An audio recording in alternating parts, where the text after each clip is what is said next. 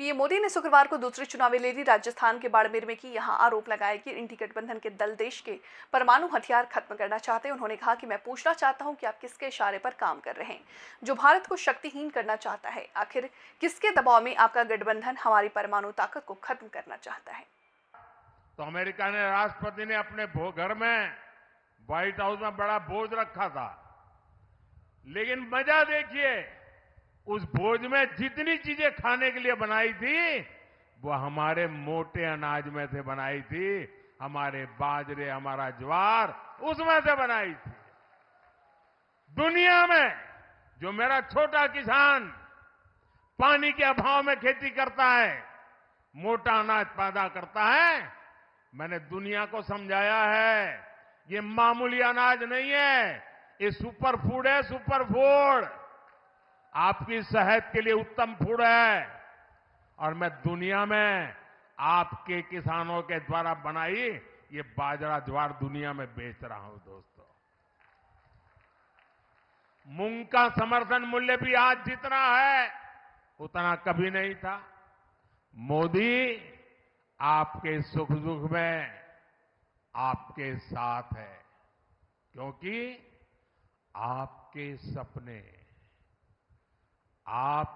सपने ही मेरे संकल्प है।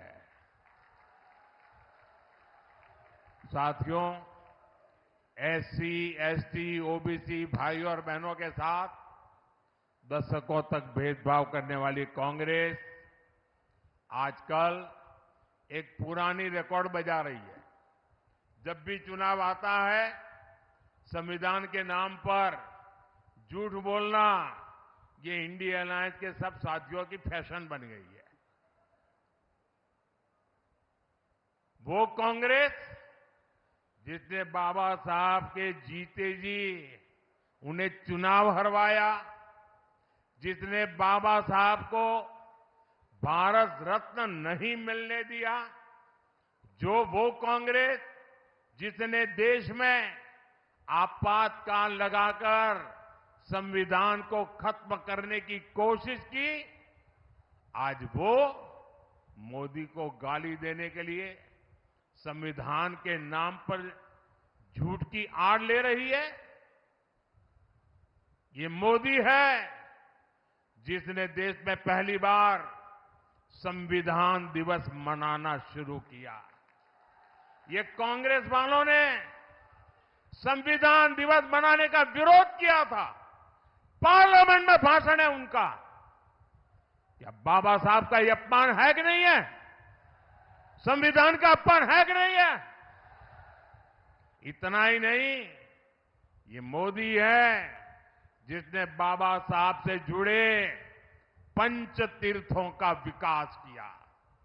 इसलिए बाबा साहब और संविधान का अपमान करने वाले कांग्रेस और इंडिया अलायंस के झूठों से, उनकी गपबाजी से सावधान रहने की जरूरत है। और कांग्रेस वाले सुन लें, ये 400 सीट की बात देश की जनता ने इसलिए की है कि आपने 10 साल पार्लियामेंट में मुझे अच्छे काम करने के लिए रोकने की लगातार कोशिश की है। और इसलिए देश आपको, कांग्रेस को सजा देना चाहता है और साफ कर देने का मन बना लिया है। और जहां तक संविधान का सवाल है,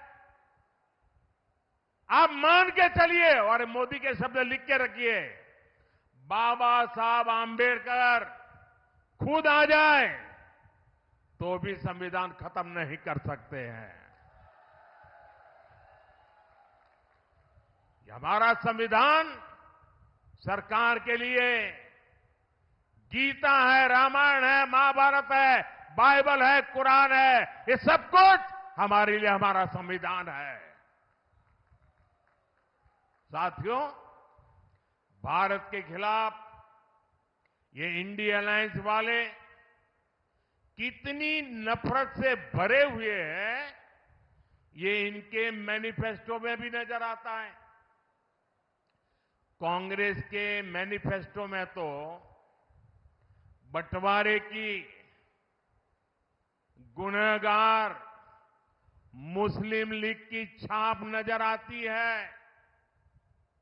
अब इंडी अलायंस में शामिल एक और दल ने देश के खिलाफ बहुत खतरनाक ऐलान किया है। उन्होंने अपने मैनिफेस्टो में लिखा है, जिस पोखरण की धरती ने भारत को परमाणु शक्ति से संपन्न किया, अब इंडी अलायंस का कहना है कि हम भारत के परमाणु हथियार नष्ट कर देंगे, दरिया में डुबो देंगे। भारत जैसा देश जिसके दोनों तरफ पड़ोसियों के पास परमाणु हथियार हो, क्या उस देश में परमाणु हथियार समाप्त करना, इसकी सोच ये समाप्त करना चाहता है इंडी अलायंस। क्या परमाणु हथियार समाप्त होने चाहिए?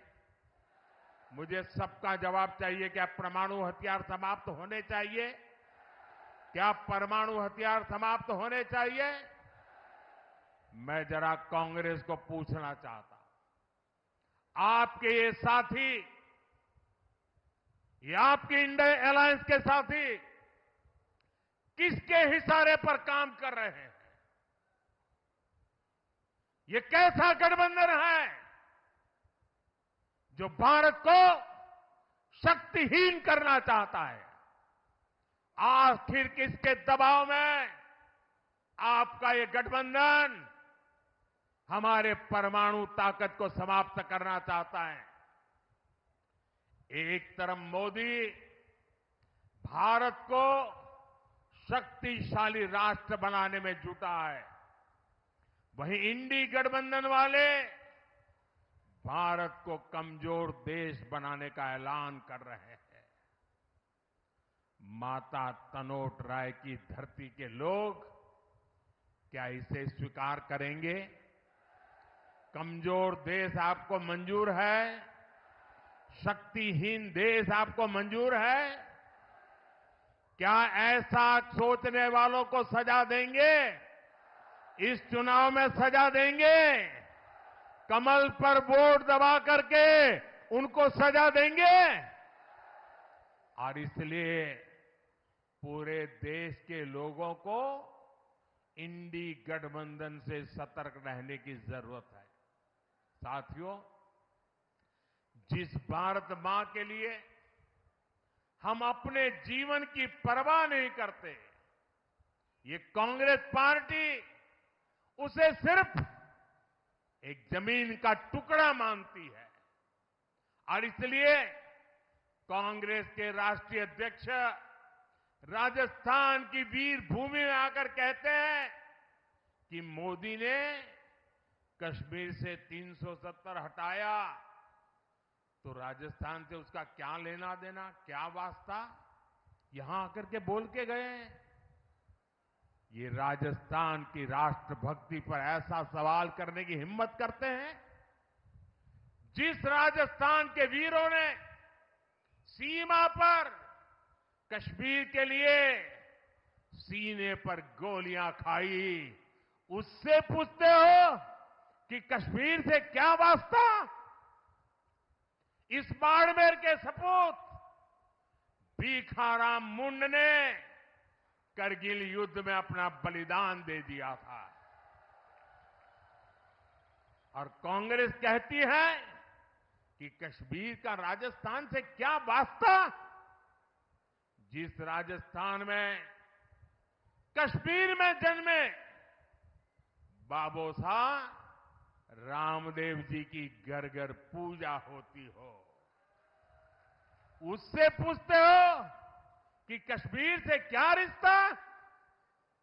जब कश्मीरी हिंदुओं को उनके घर से खदेड़ा गया था, तब कितने ही परिवारों को राजस्थान ने बसाया था, गले लगाया था। और ये पूछते हैं कि राजस्थान का कश्मीर से क्या वास्ता। अरे उनको पता नहीं होगा, करगिल के लोग ईरान गए थे और ईरान में कोविड की भयंकर महामारी में फंस गए थे। उनको वापस लाना था, कोविड के साथ लाना था, बड़ा संकट का काम था। उनको हिंदुस्तान ला करके कहां रखे, देश को जान करके गर्व होगा, ये मेरे राजस्थान की वीर भूमि है। जैसलमेर में ईरान से लाए गए कोविड के वो सारे लोग जो करगिल के रहने वाले थे, वहां वो माइनस टेम्परेचर में रहते हैं, यहां 35-40 डिग्री टेम्परेचर में महीना भर रहे। जब ठीक हुए तब राजस्थान ने उनको घर वापस भेजा था। ये है मेरा राजस्थान। कांग्रेस भारत को भाषा, प्रांत, जात पात में तोड़ना चाहती है। इसलिए आपको इस चुनाव में कांग्रेस को फिर एक बार सबक सिखाना है। साथियों, कांग्रेस हर उस काम का विरोध करती है जो देश हित में होता है। कांग्रेस हर उस ताकत के साथ खड़ी हो जाती है जो देश विरोधी होती है। आप देखिए, हम लोग देश में, राजस्थान में शक्ति की उपासना करते हैं, माता की उपासना करते हैं, लेकिन कांग्रेस के शहजादे कहते हैं कि वो हिंदू धर्म की शक्ति का विनाश कर देंगे। अरे मेरी माताओं बहनों की ताकत तुम नहीं जानते हो। किसी मर्द को आगे नहीं बढ़ाने पड़ेगा, ये शक्ति को नष्ट करने वालों को ये मेरी माता बहनें ही निपट लेगी। देश में राम मंदिर निर्माण का पुनीत पावन काम होता है, कांग्रेस उसका भी बहिष्कार करती है। और कांग्रेस करती क्या है? कांग्रेस रामनवमी की शोभा यात्रा पर राजस्थान में पत्थरबाजी करने वाले दंगाइयों को संरक्षण देती है। देश में घुसपैठिए आते हैं तो कांग्रेस उनका स्वागत करती है, लेकिन भारत विभाजन का विरोध करने वाले हमारे दलित और सिख भाई बहनों को नागरिकता देने वाले सीएए का ये विरोध करते हैं। मैं आपसे पूछता हूं, क्या कांग्रेस एक भी सीट राजस्थान से जीतने की हकदार है क्या? हकदार है क्या? एक भी सीट बचनी चाहिए क्या उनकी? इस बार तो उनकी सीटों की जमानत जानी चाहिए भाइयों। जाएगी? साफ कर दीजिए उनको, ये सुधरेंगे नहीं। साथियों, 26 अप्रैल को राजस्थान और देश के भविष्य के लिए एक बहुत बड़ा दिन है और मैं रिफाइनरी के उद्घाटन के लिए जब आऊंगा तब आपको मैं याद कराऊंगा कि इसका महत्व क्या है। भारतीय जनता पार्टी ने बाड़मेर से कमल की जिम्मेदारी भाई कैलाश चौधरी जी को दी है। इसलिए आपको मोदी की गारंटी पर भरोसा करते हुए कमल पर बटन दबाने के लिए प्रार्थना करने आया हूं। आपके आशीर्वाद लेने आया हूं। मेरी माताएं बहनों के आशीर्वाद, मेरे नौजवानों के आशीर्वाद, मेरे बुजुर्गों के आशीर्वाद, धानी धानी मेरे किसान भाई बहनों के आशीर्वाद, यही मेरी ऊर्जा है, यही मेरी ताकत है।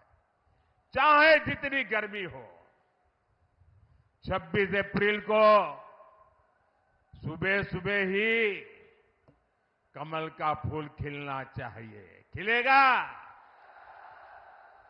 और इसलिए मेरा अनुरोध है, पहले मतदान फिर जलपान, पहले मतदान फिर अच्छा, मेरा एक और काम करोगे? जरा हाथ ऊपर करके बताइए, करोगे? सबके सब करोगे? माताएं बहनें भी करेगी? देखिए, पहले तो मैं राजस्थान में बहुत घूमा हूं,